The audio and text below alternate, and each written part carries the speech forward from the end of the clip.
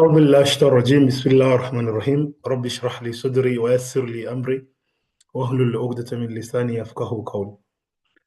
So in our lesson today we shall be talking about the fundamental accounting equation, and this is one of the most important areas in accounting that you need to familiarize yourself with you.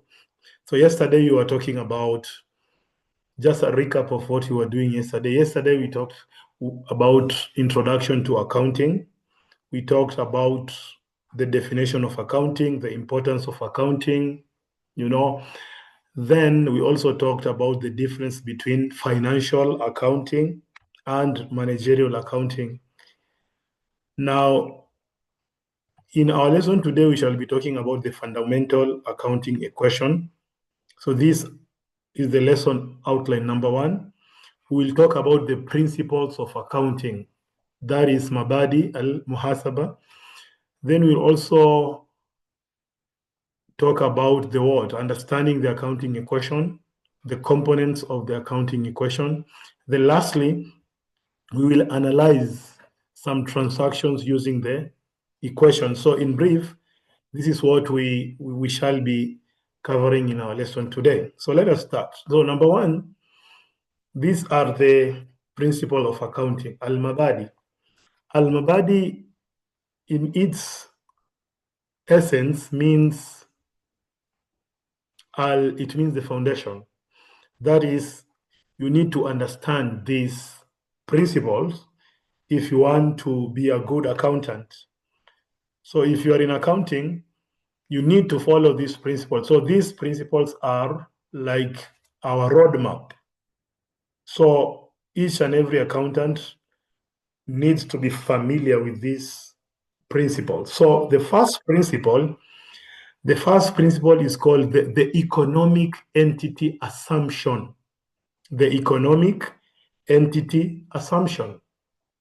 So this principle states that business transactions must be kept separate from the personal transaction of the business owners. This is very important. So when we are doing business, we should differentiate between our personal life, our personal transactions, and the business transaction. That is, we should not confuse. We should not mix the two. We should not mix business transaction with personal transaction. Look at this example. If Sarah owns a bakery, her personal expenses, like buying groceries, should not be mixed with the bakery's expenses. The bakery's income and expenses are recorded solely for the bakery. So in this case, Sarah is having a bakery where she sells bread. So her personal things, when Sarah buys some personal thing, she cannot record the personal thing expenses with the bakery's expenses. No. So the economic entity assumption assumes that your business is one thing independently and your personal life or expenses, it's another thing. Don't mix those two things in your business. Then number 2 is the monetary unit assumption. Monetary unit assumption. So what does this principle state? It states that only transactions that can be measured, the key word is measured, قابل للقياس, only transactions that can be measured in monetary terms are recorded in the accounting records. So only the things that we can measure in terms of money. We can say this laptop is $20. We can say this furniture is $1,800. So anything that can be measured, then we record it in our financial statement. But if we cannot measure, then we cannot actually do what? We cannot record it. So for example, if the bakery, Sarah's bakery, receive a favorable review, A favorable review means customers come to buy bread and they say, wow, mashallah, this shop is good. The service is good. So this review, it's good for business, but it cannot be measured in dollars. Hence, it will not be recorded in the financial statement. So if somebody says, oh, mashallah, your business is doing good, can we measure this in monetary terms? Can we say, like, this comment, this good comment is $1,000? No. So it cannot be measured in terms of money, and as such, it cannot be written. It cannot be written in our accounting records. Number 3, this is what I said yesterday, the time period assumption. So what does this principle state? This principle allows business to divide their operations into specific periods, such as months, quarters, or years for reporting purposes. So the time period assumption is all about that when you are running your business, you should set a specific time for analyzing or submitting your financial statement. So you should know after every month, I need to write a financial report. I need to show how my revenues are, my income is. Or if it is not on a monthly basis, it can be on a quarterly basis after 4 months, or it can be biannually or annually. But there needs to be a period. So accounting cannot exist without period. So for example, the bakery may prepare a monthly financial statement to summarize its performance, such as total sales and expenses for January. Okay?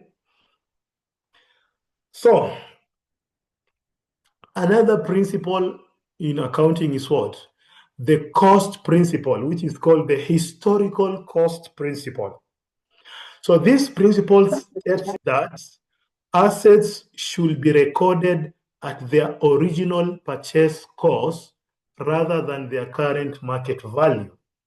Mathalan, if the bakery purchased an oven for 5,000 USD dollars, it will be recorded as an asset at 5,000, even if its market value later increases to 7,000. So here they're basically saying when you are doing accounting, we don't use the current what? We don't use the current value of the product or the thing. So for example, you buy a laptop. You bought a laptop last year, and the laptop was $200. But now in 2025, the same laptop is going for 250. So what are we going to do? We are going in our accounting books, we are going to use the original value. We bought the laptop for 200. So we are going to use the historical value, the historical cost. You are not going to use the current cost. No, we use the historical cost. Now, number 5 is the matching principle. So the matching principle states what? That expenses should be matched with the revenues they help to generate in the same accounting period. So when you're talking about matching, we are matching the revenues with the expenses. Expenses goes with revenue. So look at this example. If the bakery runs a promotion in January that costs $1,000 and generates $4,000 in sales, both the expense and revenue are recorded in January. So that is the meaning of expenses should be matched with the revenues they help to generate in the same accounting period. So you cannot write the 4,000 in February. No. You cannot write the cost. You cannot write the cost in February. So the month in which the cost was incurred, that is where you write it. Or the revenue, when we get the revenue, if it's in January, we get the revenue, that is the month we normally do what? We normally use. Number 6 is the revenue recognition. The revenue recognition. So what does this principle state? So this principle, it states what? Revenue should be recognized when it is earned, regardless of when the cash is received. So for example, if the bakery sells a cake on credit in February, it recognizes the revenue in February, even if the customer pays in March. So in accounting, we are basically not looking at, when we're talking about revenue, we are not looking at the payment of the revenue. So if I have a shop and I sell a product to Muhammad, and Muhammad tells me, oh yeah, Ishaq, I will pay you after 1 week. I will pay you the $100 after 1 week. So the $100, we record it immediately as a revenue. So we have already earned it. So we don't record it when we receive the money. No. Khalas, the transaction has been closed. We have sold the good, and now Muhammad is telling us he will pay us in future. So we don't care about being paid. So the revenue is not all about the payment. We normally record the revenue when it is earned and not when it is paid. This is very important. Now, the 7th one is the full disclosure principle. The full disclosure principle, this is an element of what? It's an element of shafafia. Like, all information that may affect the understanding of a company's financial statement must be disclosed. So any information you are having, any financial statement you are having, you need to disclose all the information to your stakeholders, because they need this information to make decisions. But if you don't give them, for example, if today I want, you have a business, and I want to invest in your business, but I tell you, before I invest in your business, I need to see your financial statement. So you will give me your financial statement. Maybe you are bankrupt. Your business is not having money, but you give me the wrong information. So I decided to invest in your company using the wrong information. So if later I realize that the information you gave me was incorrect, then I can take you to a court of law, and actually I will be compensated.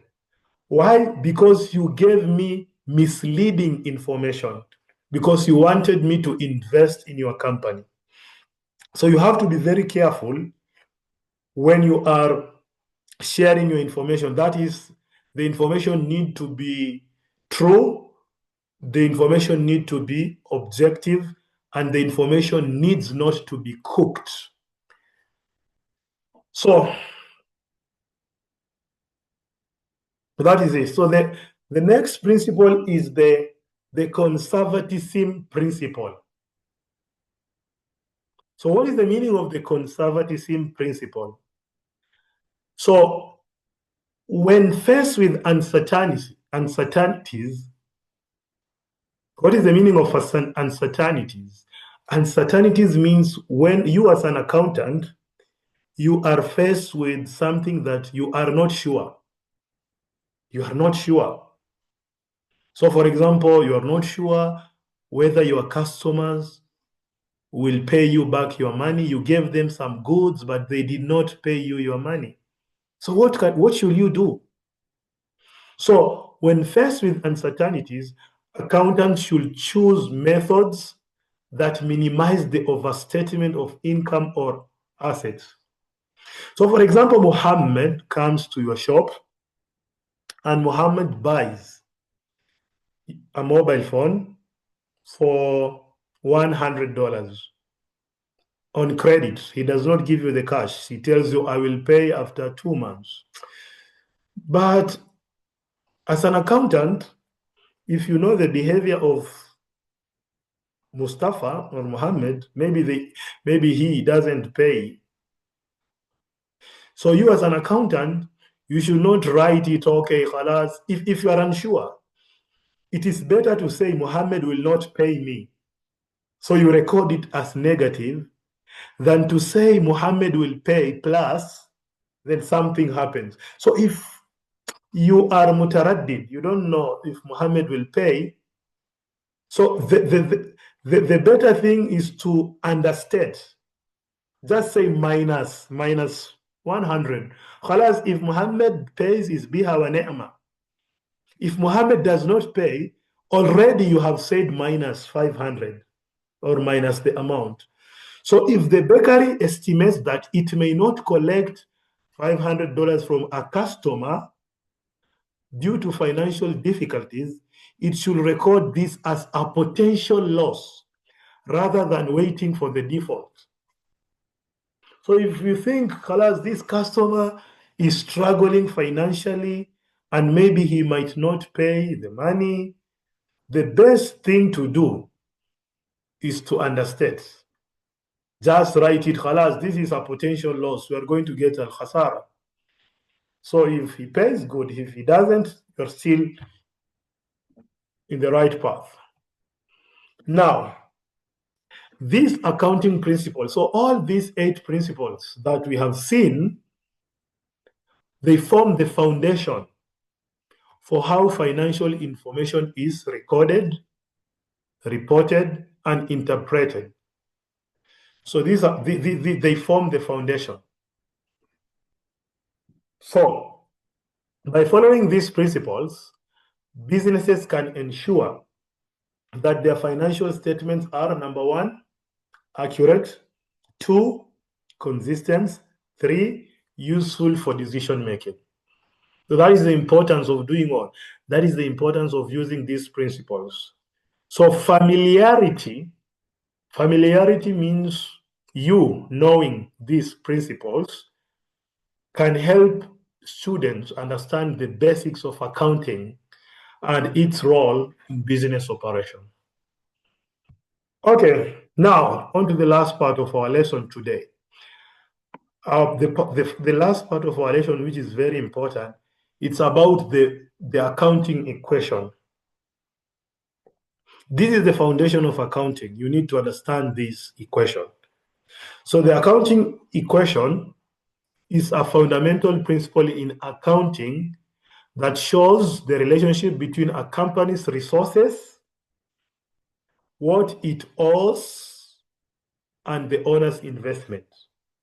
Again, it shows al-alaka, the relationship between a company's resources. A company's resources means our assets, what it owes. Our obligations are our liabilities, and the owner's investment means our equity. So the accounting equation has 3 things: the assets, the liabilities, and the stockholders' equity. So this is what they were defining. Assets, these are economic resources owned by a business. Anything we have, any asset we are having, anything that has value in our business is called an asset. Liability, these are the obligation we are having. Maybe we need to pay a debt. We took some loan. They are all liabilities. Or maybe we took some products from suppliers, but we did not pay them the money. So that is a liability. Then lastly, the stockholders' equity. This is your owner's claim on the assets of a business. This is what you normally get. So the assets, this is what the stock is The equity is normally assets minus liabilities. So to get the equity, you take the assets, you minus all your obligation. What remains is now like your profit, is like what you've earned. That is why it is called the stockholders or the owner's equity. Now, so if you look closely, there are three things in the equation. Number one, the assets. So these are everything that the business owns and has value. Think of assets as resources that can be used to generate income. So an asset is something that we can use, something that can generate, something that is productive, something that can give us value. Liabilities, these are what the business owes to others, like loans, credit, or unpaid bills. So liabilities are obligations that must be paid in the future. Then we have the equity. This represents the owner's claim on the assets of the business after, this is very important, after all liabilities have been deducted. So it basically reflects the owner's investment in the company. It basically reflects your shares in a business. Now, the accounting equation explained. So here are some examples to help you understand the equation. So the equation states that the total value of what the business owns, that is the asset, is equal to the total value of what it owes, liabilities, plus what it is on. They are just explaining this equation. This is the explanation they are giving. So let us use a simple example involving a person starting a small lemon juice shop. So Sarah decides to start a lemon juice business. So Sarah decides, I'm going to start a business. So number one, Sarah buys a blender. Again, he buys ingredients. These are lemon, sugar, 150. So what is the total assets? The total assets is 100 plus 50. So Sarah is having an asset of 150. Now, liabilities. So to get started, Sarah borrows 70 from her friend to buy more supplies. So as Sarah is expanding, she borrows some money from bank or some friend. So this means her total liabilities is $70. She needs to pay it back. That is why it is in red. Red means we have an obligation to meet. Then equity.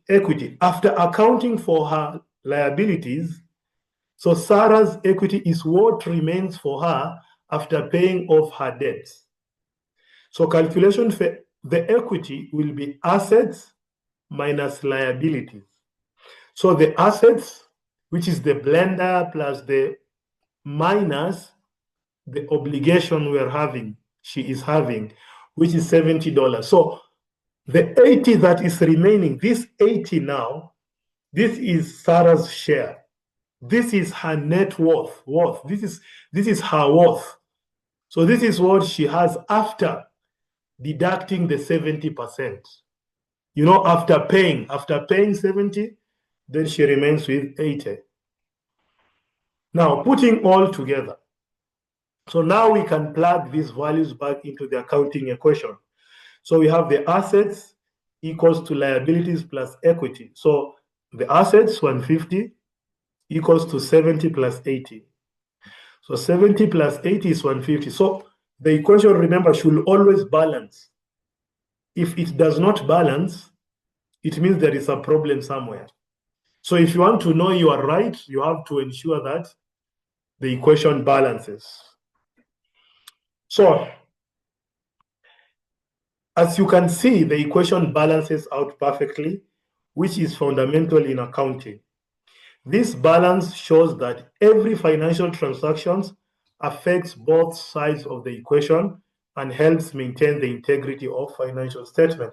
So if you look closely here, like what we were saying there, the double entry system, we talked about the double entry system. So one thing, if the asset increases, you'll find maybe it will also affect liability. Maybe you use some, you took a loan as a liability to do what? To buy assets. So assets will increase, but liability goes down. So it's all about credit, debit, credit, debit. For each and every transaction, you have a credit, one account gains, one account loses. One account gains if you take money from your bank to buy a mobile phone. So your account loses, but you buy a mobile phone. It gains from the other side. So it's all about losing. One account loses, the other one gains. Now, using the accounting equation to analyze transaction. So here, below are 5 examples of transaction and how to analyze them using the accounting equation. So example number 1, we have Khadija. Khadija starts a new shop and invests $200 of her own money. Her own money. So the asset is 200. Khadija does not have any liability. So 0. So equity. So equity equals to the assets. This is what I have, my ownership. So this is how the accounting equation will look like. The asset, her asset is 200. No problem. Liabilities, no, 0. She did not ask for a loan from anywhere. Equity is equal to the assets. So this is how, so it is balancing 200 this side, 200 on the left side. So we are going to continue. Now, Khadija is going to do something. Khadija buys $50 worth of goods on credit. So now, so she has bought 50. So the asset is going to increase. Remember the asset here, the asset is 200. But now she's going to buy more goods, but on credit, on loan. So Khadija buys $50 worth of goods on credit. So the asset will do what? The asset is plus 50. So here we have the what? That is our inventory. It increases. The asset will increase. But now we have a loan we need to pay because she bought these goods on credit. You know, the equity, it doesn't change. The equity remains the same. The equity remains there. The equity remains the same. So if you look at this, we have 250. That is the 200 here, plus the assets we increased. Okay? So it is 250. The other side, we have the 50, the debt that we need to pay, plus the 200, which is the equity. So it is balancing. Khadija now continues again. Khadija sells goods for 100 cash. So she sells good. So her assets keeps on increasing. So we were having 250, the asset was 250. But now Khadija sells goods again. She adds, so we are going to add this 100. That is why you have in the equation, you have 350 here. Okay. Then we have, of course, the liability does not change because this transaction does not involve anything. Then we have the revenue. Remember, this 100 is just like revenue. So this 100 we had to the equity. So the 200 we add the 100. So it becomes 300. So 350, The other side is also 350. Again, Khadija pays off the $50 on for the goods with cash. So what is going to happen? She's paying the loan. So the asset is going to be minus. It's going to be minus 50 because she's going to pay the loan. Then the liability is going to be zero because we have already paid it. Then the equity does not change. So in this case, we have 300. The liabilities she has already paid with her money, which has reduced. Then Khadija takes out $30 cash from the business for personal use. So Khadija goes to her account, she takes $30, and maybe she needs to go and buy some things for her personal use, not for the business.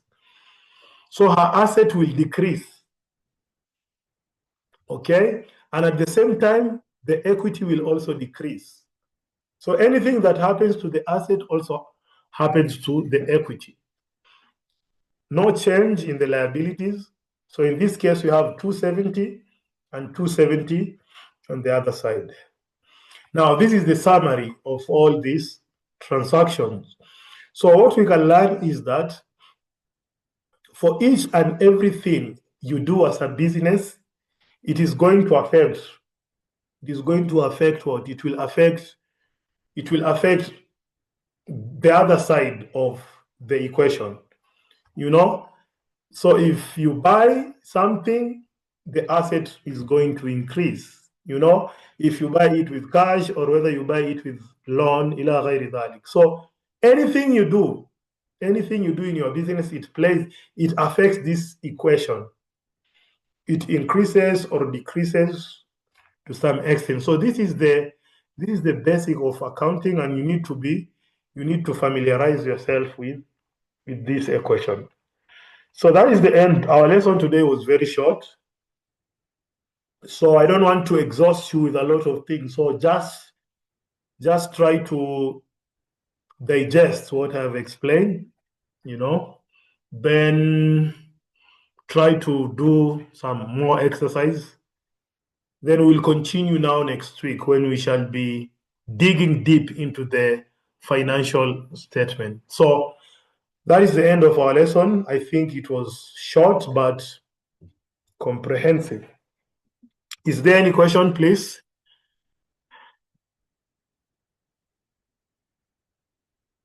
Yeah, I've recorded the lesson. I normally record every lesson. Even yesterday, I recorded the lesson. So I was just busy. So within the week, I will prepare all the lessons. You will get it in my YouTube channel.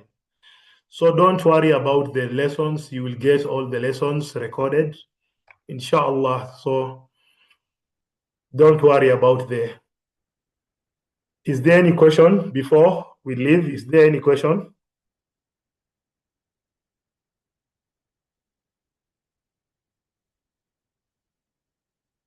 So if there is no question, I'm going to send the attendance sheet in your group. Please ensure that you take the attendance. Okay, so thank you. إلى اللقاء. We'll meet next week, inshallah. Okay, thank you, Osman. Let us meet next week, inshallah. Wassalam.